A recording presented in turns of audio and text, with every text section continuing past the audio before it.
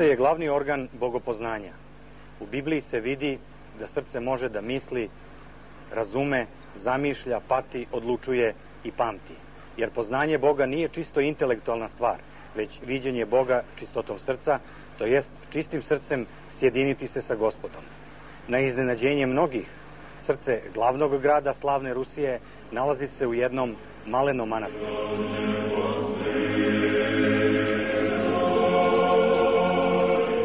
Svaki smisao bez životodavca Hrista besputno je prazan, jer je sve u njemu. On je ta smela, poslednja i najspasonosnija žrtva svetu, koja je prisilila greh da umre na krstu, đavola da bude satrt u svome carstvu adu i smrt da bude usmrćena u grobu.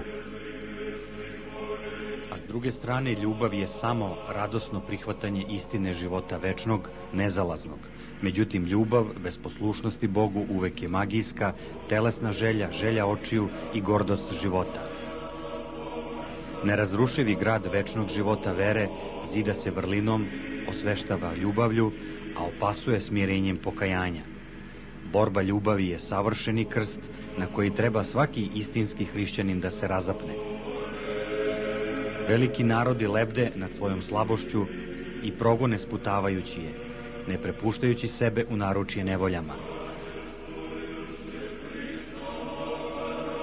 Maleni narod srpski mnogo je toga gubio tokom svoje istorije, ali nije gubio ono najvažnije, veru u carstvo pravde. Takva vera, uzdignuta do visine mira, utvrđivala je narodno jedinstvo, ali i jedinstvo u ljubavi sa slavnim narodima.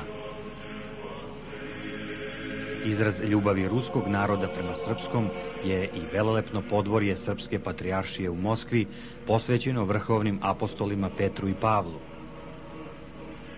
Svaki detalj u ovom Božjem domu samo o blagoljepiju govori.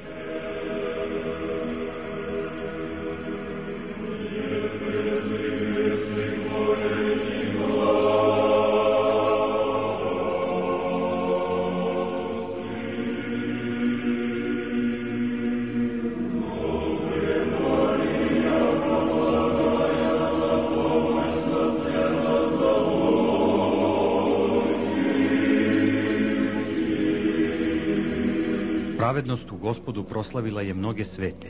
Avelj i Jov postaše poznati po svom nevinom stradanju, Noje usled potopa, Ever zbog nepristajanja na izgradnju bogoborne vavilonske kule, Avram kao praotac vere, patrijarh Jakov kao borac sa Bogom, Mojsej jer izvede izabrani narod iz Egipta po obećanju Božijem, Isus Navin jer isti narod uvede u obećanu zemlju, car David pokajanja radi, Ilija, Jelisej i Jeremija zbog svoje požrtvovnosti, a ruski knez Danilo Moskovski proslavi se izborom žubora večnosti sa Hristovog životvorećeg izvora nenasićenja, koji potopi svaku sumnju njegovih pravih potomaka, jer on bejaše istinski putnik krsta.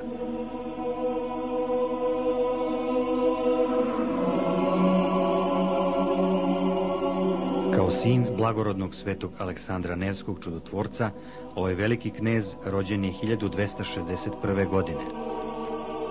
Kao vrlo mlad bio je svestan činjenice da je poslan u vreme sa blagočestivom obavezom, žrtvom za rod svoj. Ova žrtva postala je jedino ogledalo na zidu njegovog duhovnog zrenja. Kao učenik nebeskog blaženstva nije mogao biti drugačiji.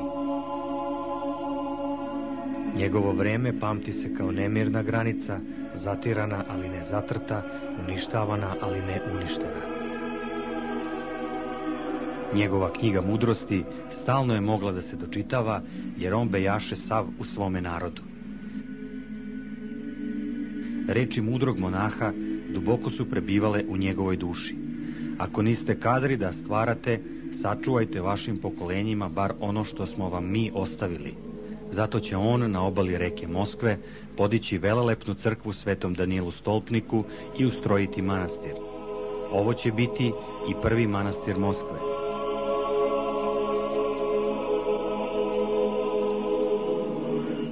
U ovoj svetinji danas je i rezidencija patrijarha Moskovskog i sveruskog Alekseja II.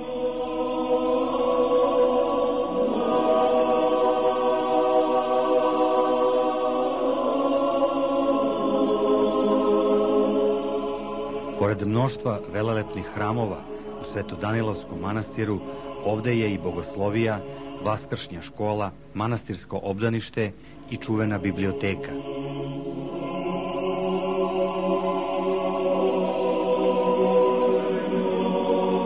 U hramu posvećenom Svetom Baćuški Serafimu Sarovskom nalazi se i njegova ikona sa česticom svetih moštiju i delićima kamena na kome se prepodobni Baćuška molio neprestano 1000 noći.